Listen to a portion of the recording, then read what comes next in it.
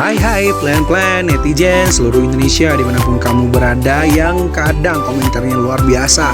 Ketemu lagi bersama dengan kami di Yeni Channel. Pastinya channel yang sangat informatif dan juga akan menambah pengetahuan Anda. So, kali ini jangan kemana-mana, kita akan membahas topik-topik menarik yang ada di seluruh dunia.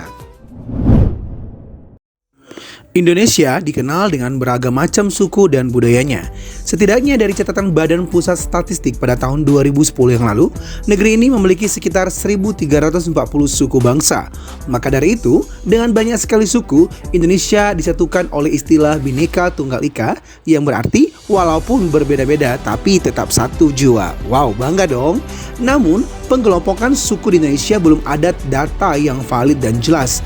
Hal ini dikarenakan seringnya terjadi perpindahan penduduk, adanya percampuran budaya, serta pengaruh eksternal.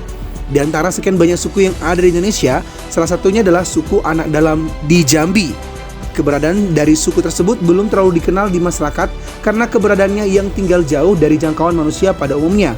Apalagi sifat mereka yang suka berpindah-pindah atau nomaden. Nah, kali ini kita akan mengeksplor tentang fakta suku Anak Dalam di Provinsi Jambi versi Yeni Fakta. Yang pertama, asal-usul suku Anak Dalam. Hingga saat ini, sejarah dari suku Anak Dalam belum terlalu banyak diketahui secara jelas. Namun, dari catatan Depsos pada tahun 1988 yang telah dimuat di BMT menceritakan bahwa suku Anak Dalam merupakan kelompok prajurit yang diutus untuk dikirim sebagai prajurit perang menghadapi kerajaan Tanjung Abung. Raja Pagar Ruyung yang saat itu memimpin mengirimkan pasukan untuk menghabisi kerajaan Jambi. Sekelompok pasukan serang itu telah berjanji dan bertekad untuk tidak akan kembali sebelum misi mereka berhasil. Namun, semuanya berubah ketika di tengah perjalanan pasukan tersebut harus kehabisan bekal. Ditambah kondisi pasukan itu berada di dalam hutan belantara yang luas. Akhirnya, dengan kesepakatan bersama, mereka memutuskan untuk tetap bertahan hidup di dalam hutan. Seiring berjalannya waktu, pasukan itu membentuk kebudayaan sendiri hingga menjadi suku Anak Dalam seperti apa yang dikenal oleh masyarakat pada saat ini. Yang kedua, kepercayaan masa lalu yang dipegang hingga sekarang. Suku Anak Dalam tidak memiliki keyakinan seperti agama pada umumnya di Indonesia. Mereka mempercayai sesuatu hal yang dianggap hebat dan berkuasa. Selain itu, suku Anak Dalam juga percaya tentang 4 unsur alam seperti air, tanah, api, dan angin.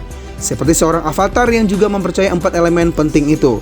Kepercayaan masa lalu yang dipegang hingga sekarang, suku Anak Dalam juga percaya jika orang yang telah meninggal, rohnya akan langsung ke surga. Itulah mengapa mereka memberikan penghormatan pada orang yang meninggal dunia. Dengan begitu, roh tidak akan mengganggu yang hidup dan segera ke surga.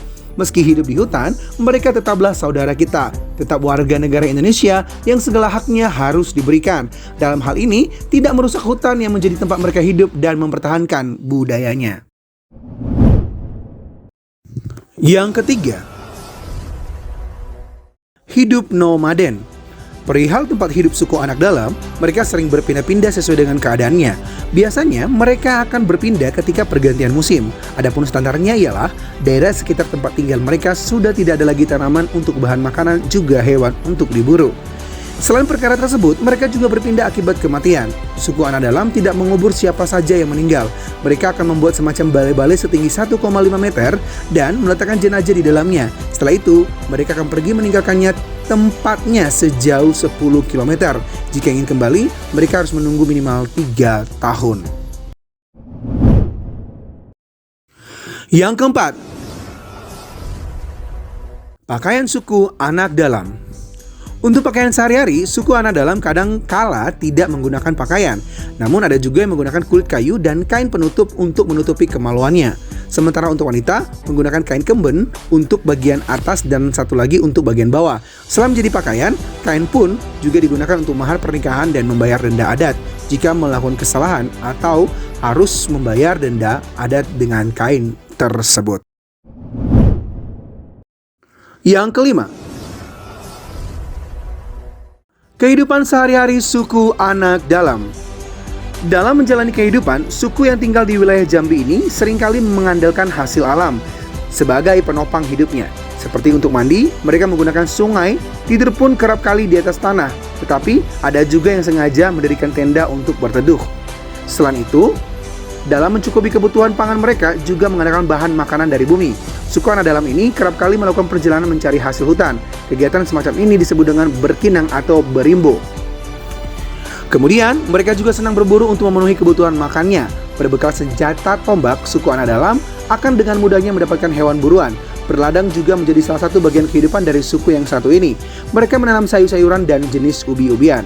Namun, keberadaan suku anak dalam saat ini terancam karena banyaknya penebangan hutan yang dilakukan. Sebaiknya, pemerintah juga bertindak dalam mengatasi ini karena masalah tersebut sudah menyangkut hak hidup manusia. Kemudian, akses menuju suku anak dalam juga dibangun agar tidak ada kesenjangan terhadap mereka.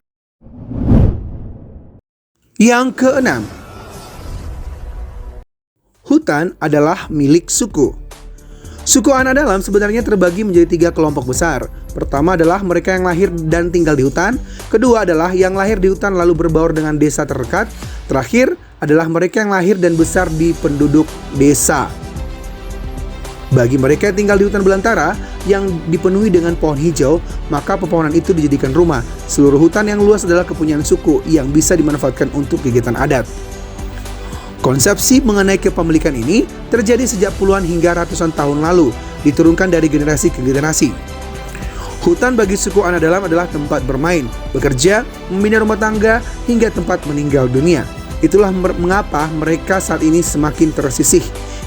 Illegal logging dan pembakaran hutan membuat mereka semakin susah mencari tempat tinggal. Banyak rumah-rumah mereka telah berubah menjadi perkebunan kelapa sawit yang hanya menguntungkan golongan tertentu. Yang ketujuh, berladang untuk bertahan hidup. Seiring dengan berkembangnya waktu, hewan ternak dan juga buah di hutan kian menipis. Praktik illegal logging menjadi salah satu penyebab hal ini terjadi. Sumber penghasilan pangan mereka musnah, terbakar, dan telah berubah menjadi kebun sawit. Mengetahui hal ini, suku anak dalam mau tidak mau harus bertahan hidup. Akhirnya, mereka menerima ilmu yang diberikan oleh penduduk sekitar. Penduduk desa mengajari mereka bagaimana cara bertanam dan menggunakan alat. Ada pula yang mengajari anak-anak ilmu pengetahuan. Hingga saat ini ada sebagian dari mereka yang sudah lancar membaca dan menulis. Dari sinilah interaksi terjalin hingga sekarang. Tanpa melakukan ini, suku anak dalam akan kian habis di lindas zaman yang semakin semeraut seperti sekarang. Yang 8, dilarang berduaan. Dalam komunitas suku anak dalam ada aturan keras di antara mereka. Perempuan dan laki-laki suku anak dalam dilarang berduaan. Bagi mereka yang ketahuan akan dihukum dengan kawin paksa. Namun, sebelum dikawinkan mereka akan dihukum dengan pukulan rotan. Lantaran dianggap telah mempermalukan orang tua.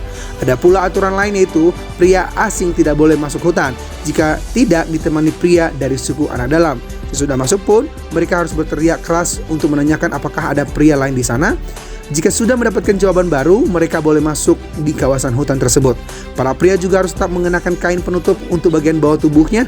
Apabila melanggar, akan dikenakan sanksi membayar sejumlah kain.